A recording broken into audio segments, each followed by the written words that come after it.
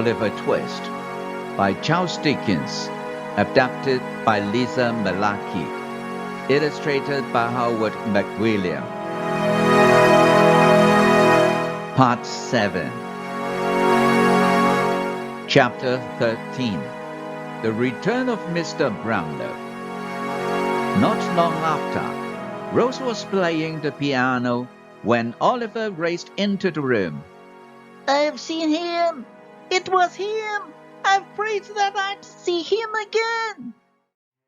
"Who? Oliver?" asked Rose. "Mr. Brownlow, the gentleman who was so good to me. He was getting out of a coach. I was too shocked to say anything, but I wrote down his address." He held a scrap of paper in his hand. Rose took the paper. "Craven Street isn't too far from here," said Rose. "Let's go at once." In no time, they were in front of Mr. Brownlow's house. "Wait until I call for you, Oliver. You will soon talk to your beloved angel," said Rose. Once Rose was permitted to enter, she met Mr. Brownlow and Mr. Grimwick. "Gentlemen, I've come to tell you that I know of someone who you showed great kindness to. I believe you'd very much like to see him again." Mr. Brownlow was curious. Who? "Oliver Twist," said Rose. Mr. Grimwick grunted and looked disappointed. Mr. Brownlow gasped, "How I've wondered about that boy. I've tried to find him. Please tell me that you know something that will change my unfavorable opinion of him." "He is a bad one," said Mr. Grimwick. "A bad one indeed." Rose ignored Grimwick. "He's a boy of a noble nature and a warm heart." Then Rose told Mr. Brownlow what had happened to Oliver. She kept certain information to herself, for Grimwick was in range. "Where is he now?" cried Mr. Brownlow. "He is waiting in the coach at the door," said Rose. Before she finished her sentence, Mr. Brownlow was out the door. When Rose peeked out the window, she saw a joyous reunion. The two came back in the house with smiles and hearty laughters. Mr. Brownlow hugged Oliver and said, "I know someone else that is going to be just as happy to see you. Mrs. Badwin, could you come in here, please?" Mrs. Badwin curtsied at the door. "What can I do for you?" "Put on your glasses. There is someone here to see you." After Mrs. Badwin put her glasses on, she rushed over to Oliver. "I knew my good fair boy would be back. Look at you, in fancy clothes." It was a joyous reunion indeed. When Rose had a chance, she spoke to Mr. Brownlow privately about her visit from Nancy. "We must get these monks alone," said Brownlow. "We must have justice for Oliver, and give him back his good name." Then he scratched his head. "How do we know what this monk looks like?" "Nancy walked on the London Bridge this Sunday around midnight. She'll help us." "Sunday is still 5 days away," sighed Mr. Brownlow.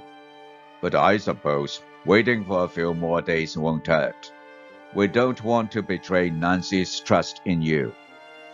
It was agreed that Dr. Losberne, Mr. Grimwick, Mrs. Badwin, and, at Dr. Losberne's request, Harry would be involved in bringing back to Oliver what he had lost so many years ago, his good name. Chapter 14. Fagin's Gang Grows. On the same night, Nancy met with Rose. Noah Claypole, Mr. Sowerberry's helper, and Charlotte, Mr. Sowerberry's maid, were walking toward London. I'm so tired of walking, said Charlotte. I have such a heavy load. Don't whine, said Noah. Carrying Sowerberry's money is worth it, ain't it? He pointed to the London lights in the distance. Sowerberry will never find us there. Serve him right taking his money. No more making coffins for me. This money is heavy, Noah. Can't you carry it? You took it, didn't you? You should have the honor of carrying it. The truth was, Noah didn't want to carry the heavy load. If Sowerberry did find them, Charlotte would be the one to go to jail. But I took it for you, whined Charlotte. They came upon the three cripples. I've heard this is a fine place, said Noah. Let's have a feast tonight. We have the money to pay for it. The two walked into an empty pub. They sat at the bar and recalled how they stole a large sum of money from their master. In the next room, Fagin sat reading a paper. He took immediate notice of the two strangers through a hole in the wall. He pressed his ear to the wall. He listened to their tales of cunning ways. We could use them in a gang, thought Fagin. Fagin went out to meet the two strangers. I've heard you talking of stealing from your master of the house. Noah and Charlotte became frightened. Your secrets are safe with me, said Fagin. That's what we do here. We pickpocket, steal from old ladies, kids, and even banks. It's our way of doing business. You can work here. You'll be safe. Would we need to hand over our money? asked Noah. That's the only way, said Fagin. But you would be paid. You would live here and get your food and drink here. Noah thought for a moment. I don't want to do anything that is too high risk. I like to be sneaky, but don't want to get caught. How about snatching old ladies' purses? You grab them and run around the corner. They holler too much, said Noah. Besides, they scratch something awful. How about the children? asked Fagin. Their mom sent them on errands. You knock them down and steal their money. It's quite simple. Charlotte clapped her hands together. A perfect job for you, Noah. Noah and Charlotte couldn't believe their luck. They were anxious to meet Fagin the next day and have their new adventures begin. But the next day, when Noah and Charlotte met Fagin, he wasn't quite so happy. Bad news for us. One of our best boys is in jail. Jack Dawkins. Yes, the awful dodger got caught stealing a silver snuff box. Charlie Banks walked in the door.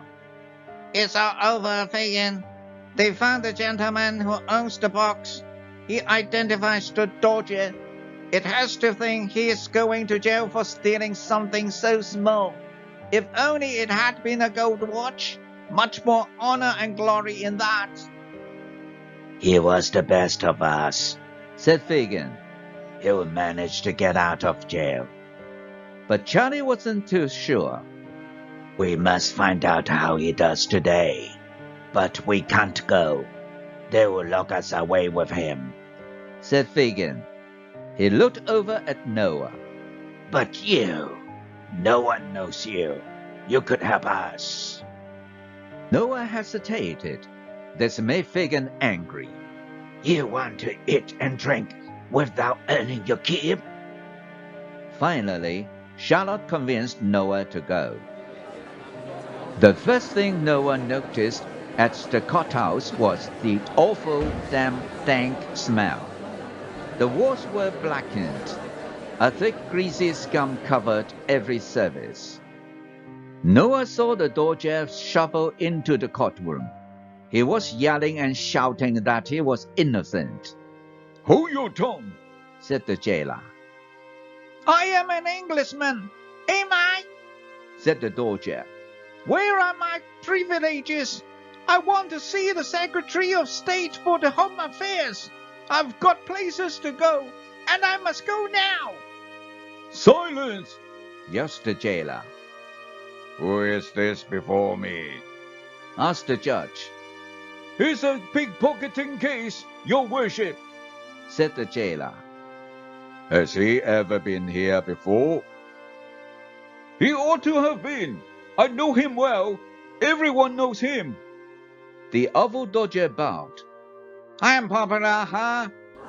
Everyone laughed except the jailer and judge. Take him away, said the judge. Off to jail. They led the dodger away kicking and screaming. Noah backed out of the courthouse and made his way back to Figgins to report on all he had seen. He prepared himself for Figgins' wrath.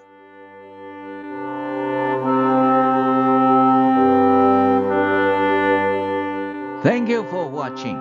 This is the end of part 7. To be continued in part 8. If you like the story, please like, share, and subscribe. See you then.